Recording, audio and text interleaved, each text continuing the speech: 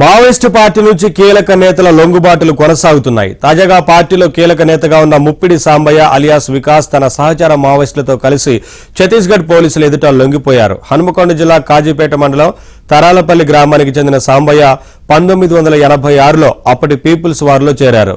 సుమారు 40 ఏళ్ల పాటు అజ్ఞాతంలో గడిపిన ఆయన ఉద్యమంలో అంచెలంచెలుగా ఎదిగారు.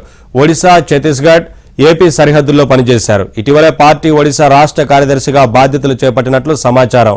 సాంబయ్య లొంగుబాటుతో కాజీపేట మండలం సోమిడి గ్రామానికి చెందిన పసునూరి నరహరి అలియాస్ సంతోష్ ఒక్కరు మాత్రమే కేంద్ర కమిటీ సభ్యుడిగా అజ్ఞాతంలో మిగిలారు.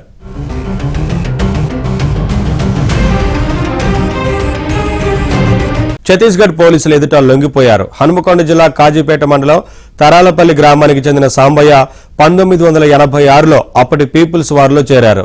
సుమారు 40 ఏళ్ల పాటు అజ్ఞాతంలో గడిపిన ఆయన ఉద్యమంలో అంచెలంచెలుగా ఎదిగారు.